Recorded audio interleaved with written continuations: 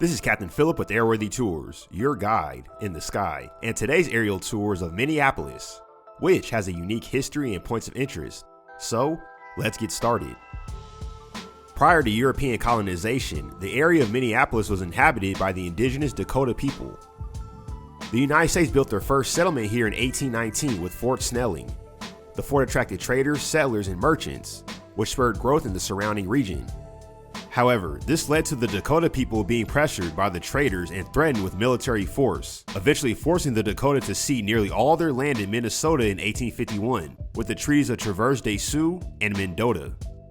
Minneapolis would be incorporated as a city in 1867, and today Minneapolis is the largest city in the state of Minnesota, and it joins the nearby city of St. Paul, which is the capital of Minnesota. Together, they form a metropolitan area that is known as the Twin Cities.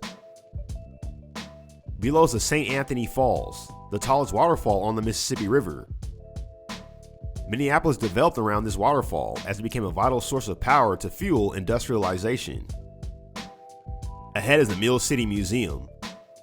During the late 1800s to early 1900s, flour mills dominated the Minneapolis cityscape. Grain grown in the Great Plains was shipped by rail to the city's 34 mills.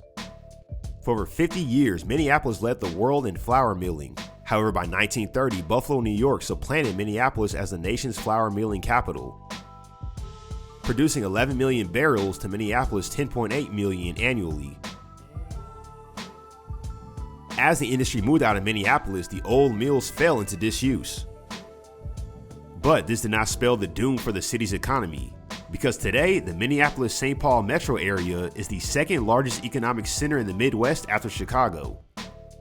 Many known corporate headquarters are based in the Twin Cities, including General Mills, Best Buy, Pillsbury, Land O'Lakes, United Health Group, and Target.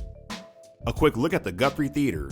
Constructed in 1963, this massive performing arts theater is 285,000 square feet and houses 3 theaters. The building serves as a center for theater performance, production, education, and professional training. Alright, let's talk about the geography of Minneapolis.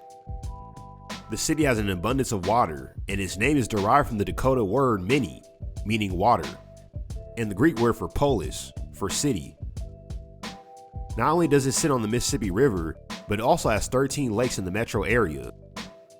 The most famous body of water being Lake Minnetonka.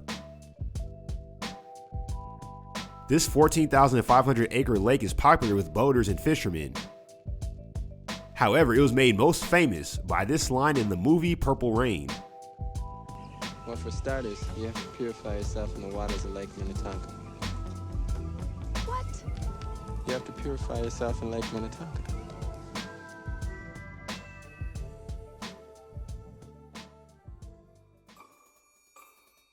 Our next stop is the Mall of America.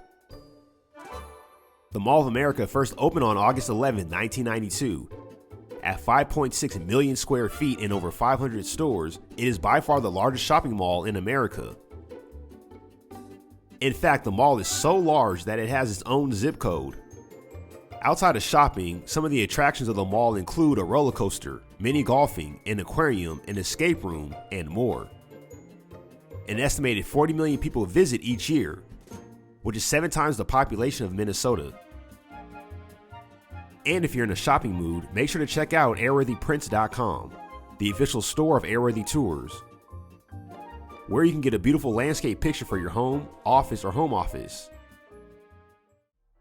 Now, let's talk about sports, because Minneapolis is a major sporting town and has a team in every major American sports league. The first stop is US Bank Stadium, the home of the NFL's Minnesota Vikings. The Vikings have been in Minneapolis since 1961. The US Bank Stadium was completed in 2016, with construction costs reaching over $1 billion. As with most new football stadiums that get constructed, the US Bank Stadium has hosted a number of major sporting events in its history, including Super Bowl 52, the 2019 Final Four, and the 2018 X Games. While the Minnesota Vikings have not won a Super Bowl, despite going to 4 in their history, one of the most iconic sporting moments of the past decade happened here with the Minneapolis Miracle.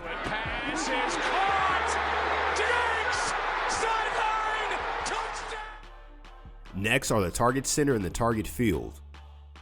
The Target Center is the home of the NBA's Minnesota Timberwolves and the WNBA's Lynx. Opened in 1990, the Target Center is the second oldest stadium in the NBA behind Madison Square Garden. While the Minnesota Timberwolves have been pretty lackluster, the Minnesota Lynx are a dynasty in the WNBA.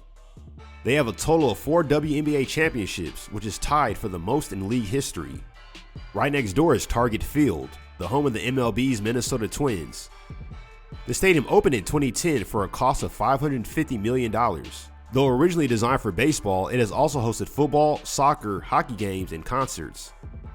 While Target Field has not hosted a World Series yet, the Twins have won 3 World Series titles, making them the most successful men's sports team in Minnesota.